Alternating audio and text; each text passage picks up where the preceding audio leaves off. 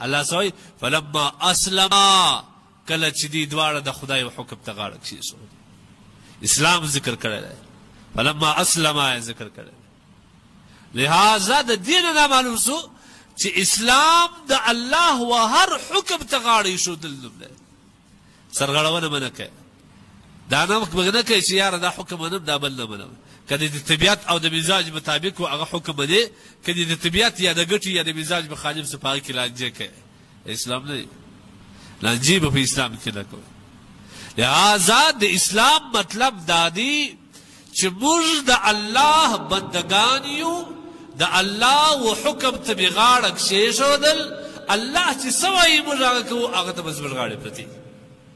که زما د طبیعت خلاف وي که زما د مزاج خلاف وي که زما د اولاد خلاف وي که زما د کورنۍ خلاف وي که زما د رواج خلاف وي که زما د معاشرې خلاف وي بس اسلام دی منم خامخا به منم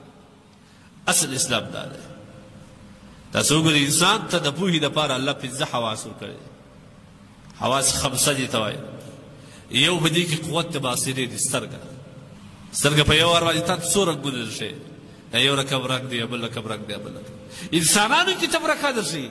د دې انسان شکل جلا دی دا بل د جلا دی دا بل د جلا دی د پلار د جلا دی د ورور د جلا ټول درښیي دا طاقت په دې سترګه کې چا کښېښوی واخه د دنیا نړۍ دې ثابته کې ده غمی خو دې جوړ کړي لیزر خو دې جوړ کړي د سترګو د لیدلو لپاره دومره مهرباني وکړئ یو جوړه سترګه هم جوړ کړه رګونه ور واچوه دیدار ور باندې وکړه بیا به زه ستا ساینس ټکنالوژي بدم تا خو په لشکي غوږ جوړ کړئ د شو دپاره تا خو د انسان د ښایستنې دپاره پلاستیکي پزه جوړه کړل بېشکه ستا ساینس مخته تللی دي ستا ټکنالوژي مخته تللی ده ما ته منله ده لیکن برای مهرباني دومرې وکړه په دې غوږ کې د قوت سماعت د اورېدلو طاقت هم پیدا کړه که د رښتیا د نر بچې په دې پوزه کې طاقت د بویولو پیدا کړه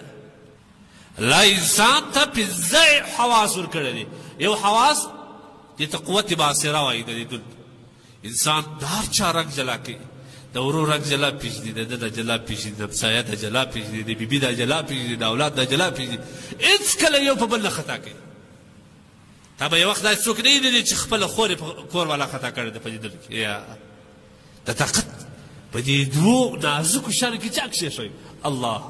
فتبارک الله احسن الخالقین بهترین پیدایش والا ذات الله دوم قوت الله انسان ته د سامعی ایښی دی غوږ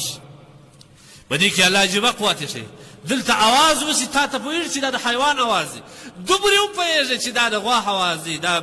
مسجد نه مخه آیا د سپي اواز دی دا د بل حیوان دی دا د بل حیوان دی دا ته معلومېږي د دقت چا کښېږي دا هم پېژنې په کور کې چې اواز وسي دا در معلومېږي د دیواله و اخوا ته اواز وسي په خونه کې دننه یو کس تا ته اواز وکړي ته پوهېږي چې دا مې مور ده دا اواز زما د مورکۍ دی دا اواز مې د بیبي دی دا اواز مې د بچي دی دا مې د مشر ورور دی دا مې د بابا دی دا ته چا وپوهېږي او بل طاقت چې الله انسان ته ورکړی دی قوت ذایقه دا نازکه ژبه چې دا یو وارې ایشي ته وایه داسې وڅکه فورا تا حال درکوي تریخ دی خوږ دی بدرنګه دی بېخوره خراب سوی دی ذایقه یې خرابه ده ذایقه یې تریخ دی فلان دی دا طاقت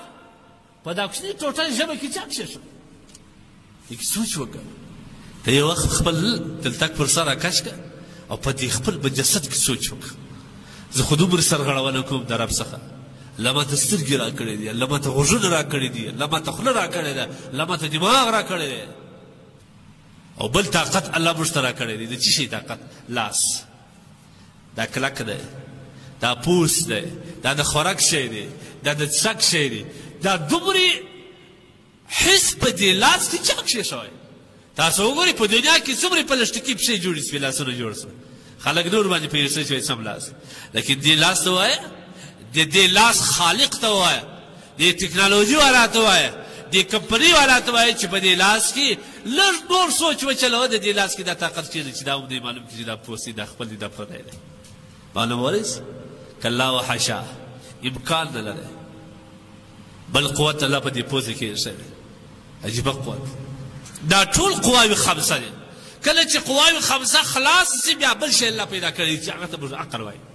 تا ته سترګه درښیي چې دا پلانکی دی لاس یې درښیي چې دا کلک دی ژبې خوند درښیي اور د هغه سره پزه یې بوی درښیي، لیکن دا نه درښیي چې دا چا جوړ کړی دی، دا به څنګه جوړ شوی دا چې بیا ته سوچ لکې د دې قوه او خمسه وروسته عقل تا ته وایي چې د دې دپاره یو خالق سته، یو کمپنۍ سته، یو ټکنالوژي پېژندونکی کس سته، هغه دا په خپل محنت دا شی جوړ کړی دی، موږ ته رسولی، دا عقل دی.